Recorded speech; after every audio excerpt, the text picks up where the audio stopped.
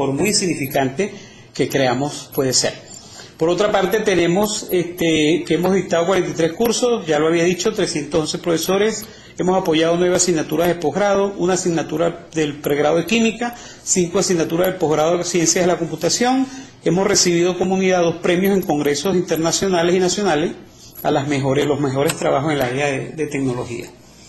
Participado en 24 eventos con 15 ponencias, 16 con la de hoy, 7 conferencias, 4 foros, 8 postes, 4 artículos publicados en revistas arbitradas, 20 cursos dictados en eventos en presencial. En congresos a los que asistimos hemos obsequiado cursos para los profesores asistentes. Digo obsequiados porque no cobramos los cursos. 177 profesores formados en eventos nacionales e internacionales. 154 formados en instituciones de Estados Unidos, Monterrey, el estado de Tampico y Coahuila en México, de universidades que nos llaman y les dictamos los cursos. Tampoco los hemos cobrado, por cierto. 642 profesores formados en total, para un total general de 311 a distancia y 331 en educación presencial. Hemos creado 177 prototipos de cursos. Los llamamos prototipos porque un curso pensamos que hasta que no está totalmente validado, revisado y acabado, no puede ser considerado apto para publicarlo y editarlo y producirlo con los estudiantes. 88 páginas web publicadas, aproximadamente hemos atendido, está en proceso de validación, 75% de esos cursos, 133. Son las universidades que hemos atendido, las más prestigiosas del país: la Universidad Simón Bolívar, UCA Metropolitana, la UNEFA, la Bolivariana, la Bicentenaria de Aragua, la UPEL, la Universidad de Carabobo, la del Zulia, la UCLA, que esta mañana expuso el profesor Raymond, la URBE, la UNEYES, así como 11 de las 11 facultades de la Universidad Central de Venezuela.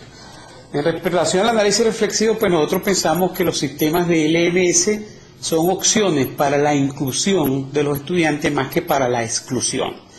Un tanto exclusive para tratar de atender a aquellos estudiantes que no pueden asistir a un aula de clase por muchas razones. Pueden ser impedimentos físicos, como discapacidades, o simplemente porque tenemos que trabajar para poder comer hoy día con el alto costo de la vida y no nos da tiempo de ir a las aulas de clase.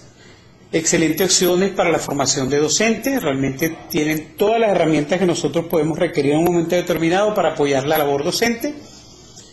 Hay que implementar planes de formación docente, es necesario formar a los profesores, definitivamente tenemos que formarnos porque no estamos preparados para esto.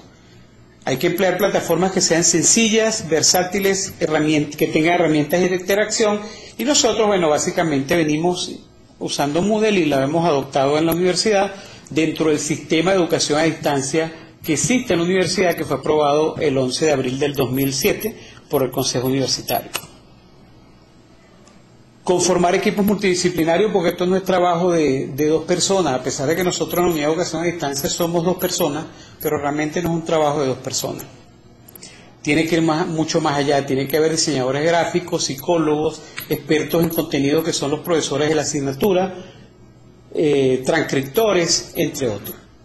Apoyar iniciativas existentes en modalidad mixta para aquellas personas que sobre todo no pueden asistir a la universidad, y de esta manera atendemos esa población, y elaborar un marco legal que en el país no existe todavía, es casi aprobado un reglamento de educación a distancia en la educación superior, para que de esta manera, una vez aprobado el reglamento, pues ya las universidades puedan ofertar sin ningún problema los cursos o las carreras y asignaturas.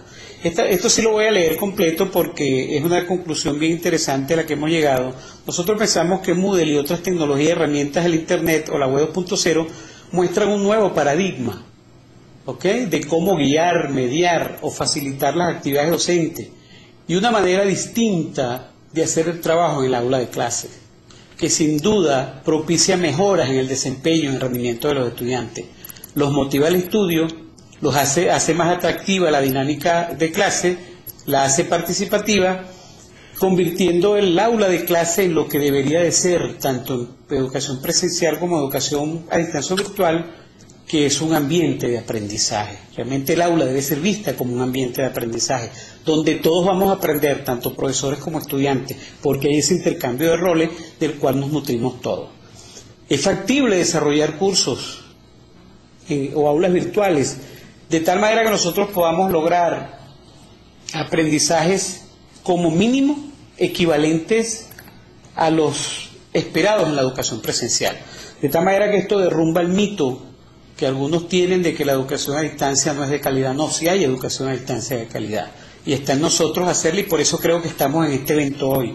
Porque sí existen iniciativas a nivel mundial de programas de formación a distancia de calidad en muchísimas áreas del conocimiento, porque inclusive hasta en la medicina, que mucha gente cree que es un área que no puede tocar la educación a distancia. Lo importante no es la plataforma que usemos, sino el buen diseño instruccional que tengan los cursos.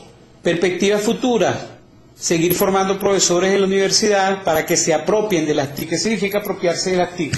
Apropiarse de las TIC no significa que sean expertos tecnólogos, sino que simplemente logren conocer las mismas para que en un momento determinado puedan responderse aquellas 5 hermosas preguntas de las 5 hermosas señoritas que me enseñaron cuánto sé, qué, cómo, cuándo, dónde y por qué. ¿Qué tecnología usar? ¿Cómo usarla? ¿Dónde usarla? ¿Cuándo usarla? ¿Y por qué usarla? ¿Por qué en un momento determinado voy a usar un chat?